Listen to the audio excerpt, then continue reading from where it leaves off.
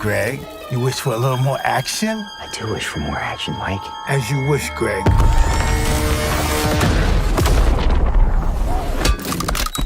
Let's party! Greg, we're just getting started.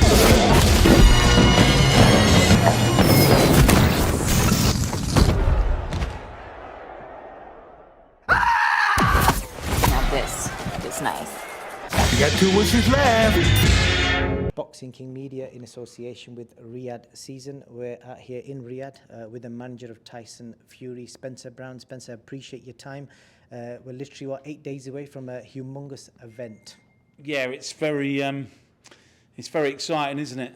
It's the biggest crossover event, fight, whatever you want to call it, in the history of boxing, and I think it's going to be a magnificent and auspicious occasion.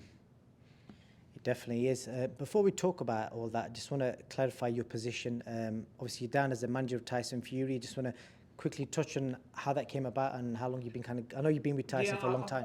I've been working with Tyson for a very long time, but I was the commercial manager for a number of years. And Tyson just said one day, how do you fancy the manager's job? So obviously it's not only an honour, a privilege to do that. So we sat and had a chat for a couple of hours on what my role would be now. And so I do a bit of both, bit of the commercial, and I just basically do the all day-to-day stuff and managerial stuff, and doing a lot of deals for him, working closely with Queensberry, Frank Warren, George Warren especially. We've built a good relationship, me and George.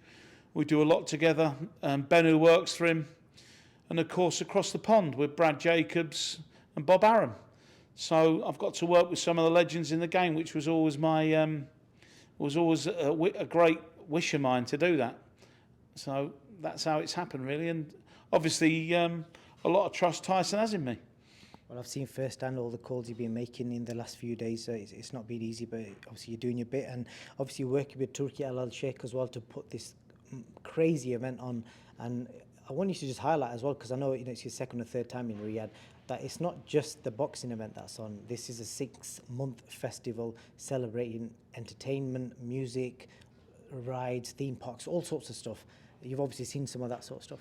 Look, to see it firsthand is unbelievable. I mean, we were out here 3 weeks ago and the roof wasn't even on the stadium, and we were wondering how it was going to take place. But there was 1,500 men per shift over 24 hours. It was nearly 5,000 men to build this stadium. In our country, we couldn't even imagine getting it done. But the Riyadh season is not just about boxing. It's about tennis. It's about WWE. It's about, they've just signed on the UFC. It's some festival. If you're into sporting occasions, and we've been treated so well out here, and not only treated so well, I would say that they've gone beyond what they needed to do with us. We've been put up and looked after, and the people are so polite and lovely. Nothing's too much trouble. Nothing has been too much hassle. If there is any problem, it's sorted out within minutes, not days or weeks, in minutes.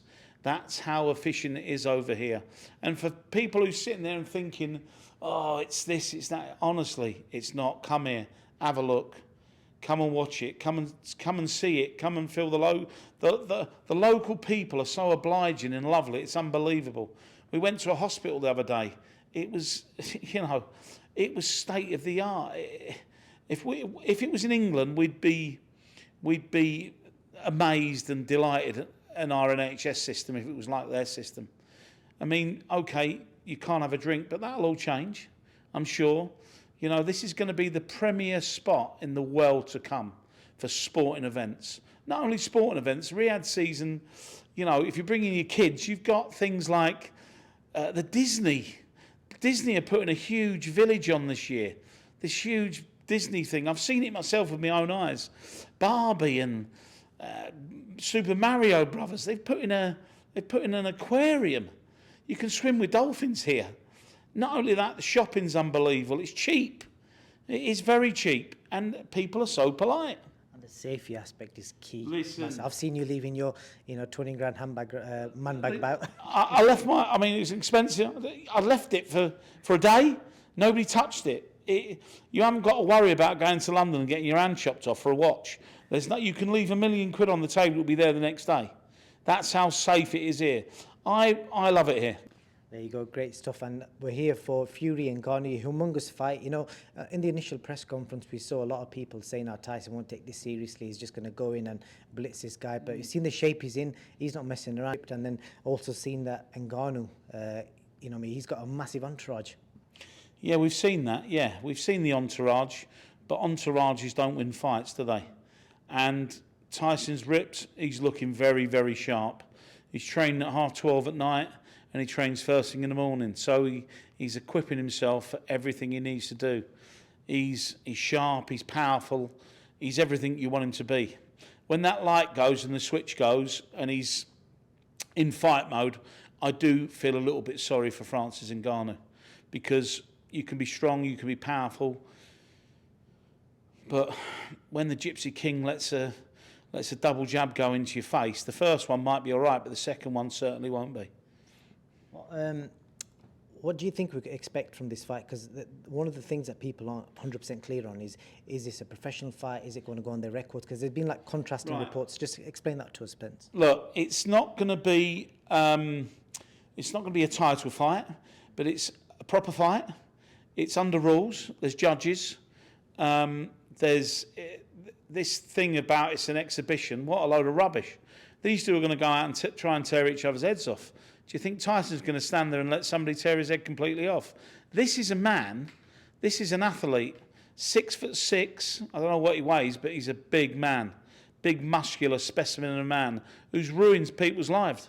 In fighting, he's a powerhouse, not to be underestimated. He's getting trained by Mike Tyson. He's doing everything a professional boxer should do. The only trouble is, in his first fight, he's got to fight the Gypsy King, which is big trouble for anybody in the world. He'll chop you down like a tree, this man.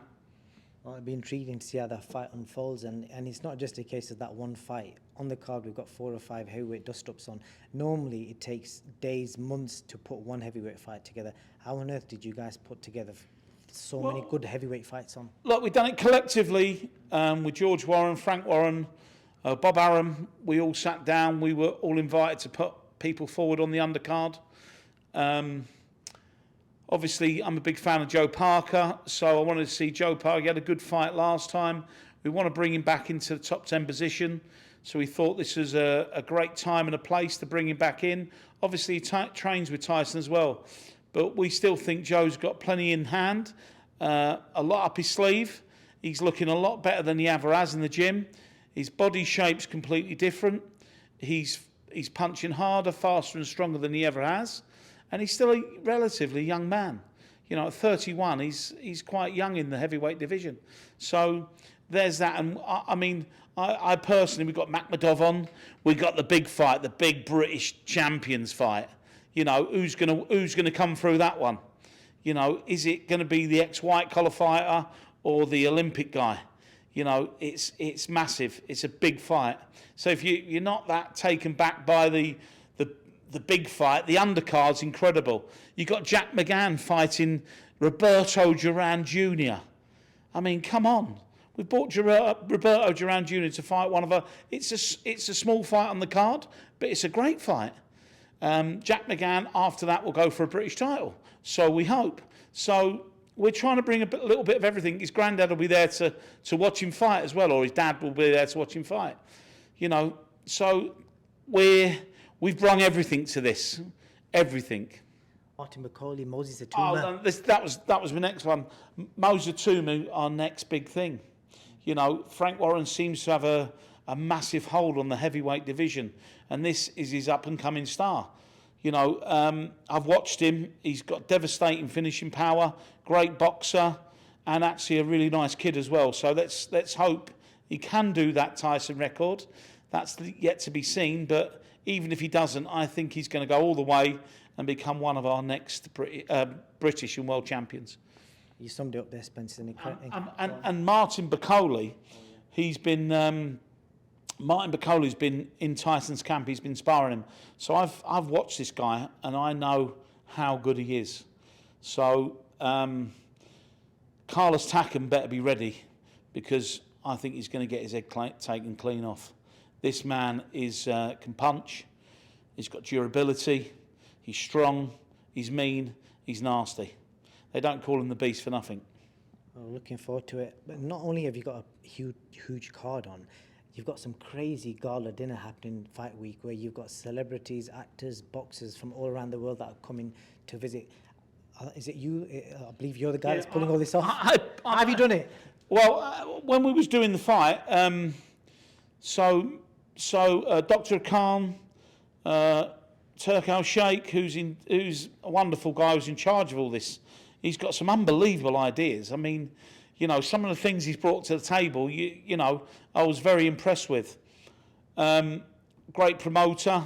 He'll be a very good promoter, but he's got the best promoters in the world working for him. So what does he need? But the World Champions dinner, when I mentioned it to him, he took it, he opened his arms up and said, let's do it. And this is going to be the biggest dinner show ever held in the world.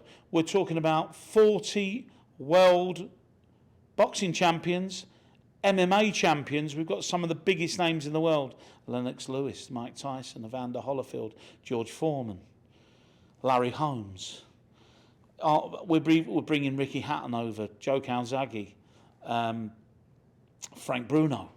You know, just from here, Marco Antonio Barrera, the great. You know, there's more and more and more. We just keep adding to the list every day. Bivol joined the gang yesterday. You know, so. Any singers, actors?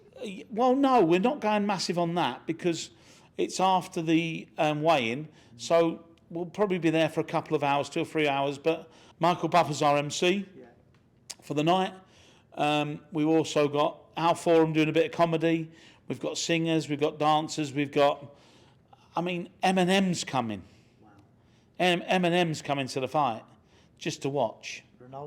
Ronaldo's coming. I think there'll be a plethora of footballers. I mean, I'm not really into football, but I know Ronaldo is coming to there and is coming to the World Champions dinner. He wanted to come himself to meet all these great champions all in one room. That's fascinating, Spence. I've got to ask you also about the other big fight, and I didn't want to talk to Tyson too much about it because I want him to concentrate on Ngannou, but Usyk, the fight's got made. You know, so many people tried making it before, but they couldn't get it over the line.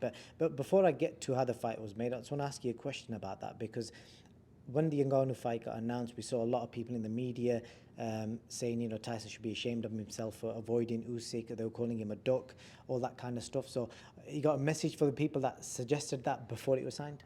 Shame on you. Should have done your own work a little bit better. So it was done very quickly, very easily. There was very few people knew about it. The Ngannou fight was made first. Whether it would have been in Riyadh or London, it was going to be made. But Turk al-Sheikh, he's the man behind all of it. Without him, we can't put anything on. So you can have 50 great fights, but if you've not got somebody backing you and a country backing you and a team backing you to do these fights, you're not going to... Fights are easy made if you've got the backing behind you to do them. Any of the big promoters will tell you that. Eddie Earn, Frank Warren, any of those, the Sauerland brothers, they'll all tell you it's easy to make if you've got the back in there. If you haven't, it's a lot harder.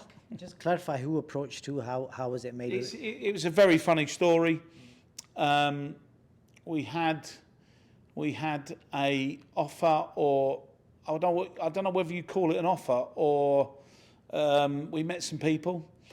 We met an agent, a football agent actually, called Rico, one of the best agents I've ever seen in the world. Fantastic. This guy would talk the legs of a donkey. So we had an initial meeting, which wasn't just to do with the fight. It was to do with sponsorship. It was to do with a lot of other things. And it was through one of Tyson's sponsors, Wow Hydrate. They got in touch with them, Dean at Wow Hydrate. Dean at Wow Hydrate then got hold of Rico through some other friends of his. It's quite a long story, actually. We met them. Tyson said, look, I'll give you 10 days to come back to us. And nothing happened. So we just brushed it aside. Let's go for something in England. Let's go and do a fight in England. And obviously, none of it happened. So we thought it was just pie in the sky, like a lot of fights are.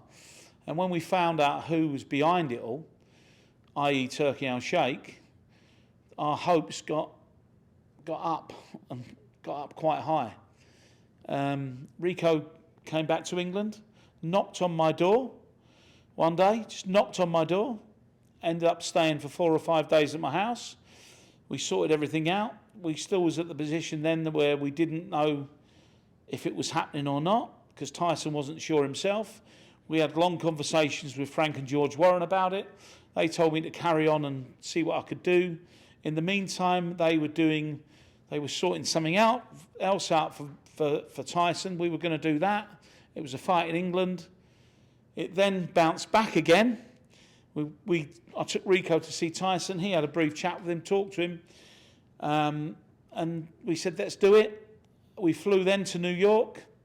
Again, Robert Davis, Tyson's solicitor, me, Frank Warren and his son were all in discussion throughout the day, and we sat there outside a cafe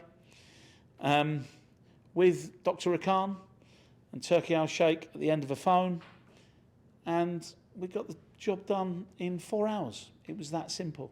And the key part of the agreement appears that you guys have said it's going to happen on the 23rd of December, but Usyk's come out and said he needs a 14-week camp, so it seems quite close. So how certain is that date? I can assure you that's not the case. I spoke to his management last night about the situation. So did Frank and George Warren. We've had lengthy conversations. That's not the case, and we're full steam ahead for the 23rd. I know, because there's been suggestion that Chris Eubank Jr. Conor Benn may happen on that date.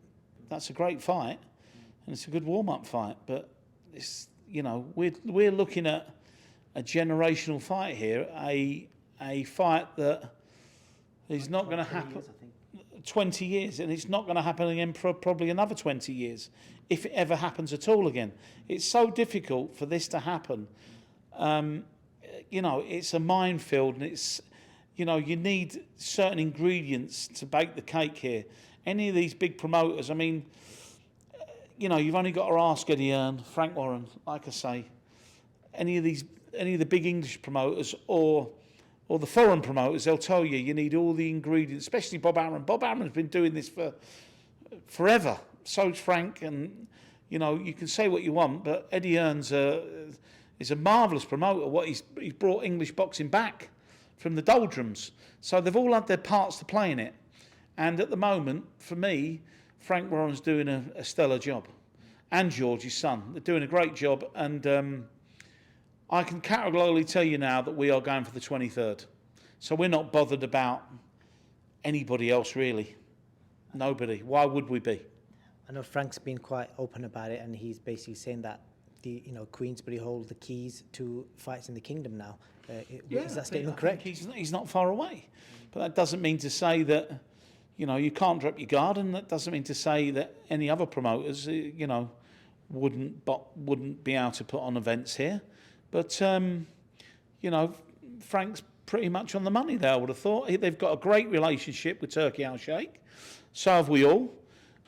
He's been an absolute gentleman and a scholar. He's everything he said he has done from start to finish. He's not cut any corners. He's not done anything to suggest that this is a flash in the pan.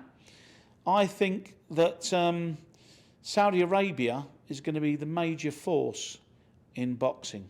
One of the things I want to ask you is, we talked about how you guys came together to make the fight, but once you got Usyk in the room, because everyone assumed that he was tied into a promotional deal, but just explain how you was able to make the approach to him and how you got it over the line. Well, it was it was really simple, to be honest. Once we realised that he might be a free agent, I just rung him on his phone. Usyk direct. No, I rung his manager, Egas, and asked him if we could have a meeting, because I've got something very interesting for him. Obviously, I had to get everything in place first with everybody. Everybody gave me their sort of permission and whatever you want to call it to go and make the fight. That was the promoters. Everybody just said, listen, if you can go and make it, go and do it. So I rung Egas. We met in New York. I introduced him to the team. He went. We basically sorted everything out, and it was agreed that we came back and all met in London, and that's what we did. We all met in London. We all got in a room for, I think it was 3 or 4, 5 hours, with all the parties concerned. Dr. Khan led everything, and we got it done very simple. I think we had to get the solicitor, Robert Davies, out of bed at 2 o'clock in the morning to clarify something. Tyson was over the moon. We settled on the monetary side and everything else, the small bits and the silly bits and the bits that people don't see and don't realise that goes on. We made the deal. Usyk was actually in the room watching the whole thing with open arms, as you can say. Actually, Tyson and Usyk spoke to each other. And Tyson invited him after the fight, after all the mist had gone, to Morecambe with his kids to have a weekend away. Honestly, it was very easy. It got done very simply, and this is where we are today. But again, without the GA Turkey Al Sheikh, we could have never done it, because they gave us the gun for us to shoot. Nice analogy there. Just a quick one there. You picked up one there, because we see Tyson and him having back and forward. And Tyson's called him Gappy Tooth, and he's called Tyson Greedy Belly. But behind it all, people need to realise it is just to promote the fight. There's respect between them all. Of course, look, Tyson doesn't hate anybody. I've never heard him slag anybody. He might say things to Joshua. Joshua might say things back to him. I mean, this greedy belly and the rabbit thing's great, isn't it? I love it. As much as we can get of it, I like to watch. It's great, isn't it? And it's what we want. I know it brings a little bit of WWE into it. I mean, you don't get any better than John Fury promoting a fight, surely, do you? Because I've not seen anybody as good as him at promoting a fight. I'd pay him to promote any fight. He's unbelievable. So what people have got to realise is, obviously, it is a game, but sometimes, genuinely, people dislike each other. But Tyson dislikes no man. He's not got it in him. He just wants to get in, do what he does best, get his money, and get out. And have you seen him after any fight really be nasty with anybody? I know there was a bit of a thing with Deontay Wilder, but that wasn't Tyson. I think that was Deontay's doing. And you also just said that they spoke to each other. What was the conversation like? Was it over the phone? It was very quick and very simple. Tyson just said, put him on the phone. Thanks very much. Look forward to meeting you in the ring. And after, like I said, after it all settles, and I'd like you to come to Morecambe where I live, bring your kids, and let's have a weekend. Wow. And was this at the time we saw Usyk take a picture with Turkey Al Sheikh? I can't remember, it was a few months ago. Was this that day? That was it. All right. I mean, Turkey flew over and, orchestrated the whole thing. He'd done an unbelievable job. But Tyson did meet, we all met at different times, and the fight was done so easily. George and Frank met him, we all met and decided the best way to go with all this, and it was done. It was very simple. It seems like you used the George Warren analogy, where George kind of just stays quiet behind the scenes, but he gets stuff now. I quite like that. Look, let me tell you about George. Very clever individual. He's an honourable person, a nice man, and he's done everything right. And then the last thing on that, Spence, the rematch clause. Again, no one's officially said it. Is there a rematch clause? And if it does happen again, no matter what the result, will it happen within this 6-month period of Riyadh season, which I think ends in March? Well, look, everything is down to how both of the fighters come out the fight. Uninjured, somebody rips their eye open or cuts their eye open or, I don't know, damages their leg or falls over. You know, that's always got to be taken into consideration. But if everybody walks out the ring intact and there's a victory either way, which we think we've got the victory nailed, we think that our man is far above anybody in the heavyweight division, and the rematch will most definitely take place. You know, it's been contracted. It's exciting time for boxing. You know, whether all the belts will be on the line for the second fight is doubtful, but you never know. But yeah, we're looking forward to the first and the rematch, which takes us into next year. So, all being well, everybody being safe, let's just hope the rematch takes place. But we might need a bit of an holiday in between there, because Tyson's been on the go now for some time. He's looking sharp though, looking fit. Good stuff. Anything else you want to add? It's got dark behind us, Spence. You got a great hotel presidential suite here. We could be sat in New York right now, but we're in Riyadh. Yeah, listen, this place is unbelievable. We've got the best facilities you could ask for anywhere. Tyson's over the moon. A happy camp breeds a happy boxer. Please believe me. Turkey Al Sheikh, I'd like to take my hat off to you. You've done unbelievably. Thank you for everything. Dr. Rikan, incredible. I mean, this guy never stops. He's 24 hours a day. You know, this is something that never happened. It's like waking up in a dream. You know, so I'd just like to thank everybody involved, even down to the staff at Cellar. They're an incredible team they've got over here. Cellar, you know, it's a massive entertainment company. The GEA, everybody. You've got to see the stadium, what they're putting into this. We've already seen, for me, the best boxing video ever of all time. You know, and people need to wake up and have a look what's out here, because there's something for everybody. Something for everybody. And if you want to drink, that'll happen in time. But at the moment, it's incredible. It's the safest place you'll ever walk, in the world. Just before I let you go, Spence, ticket demand. I understand, you know, you've been saying all day today that your phone's been going crazy. People asking, how do you fly to Saudi? How do you get the tickets for the event? Could you just explain to the fans? Yeah, so we've created a ticket link on Tyson's website and ours. We've also there's a ticket, you can buy tickets locally and off the website. I believe they've sold a lot of tickets for this already, and a lot of people have been in touch about the Usyk fight. So we know it's a strange time of year, but it'll be marvellous out here. So we will be putting something on for the Usyk tickets. There won't be masses of them because the stadiums, but we've got interest from all over the world, from everybody all over the world. So stay tuned and we'll let you know on that one. I'll put the link up in the description. Yeah, I think that would probably be the best way to do it. Let's hope everybody gets out of this fight unscathed, and we look forward to seeing everybody in Riyadh. Get your tickets or put your name down or get on our pre-order list, because it'll be gone.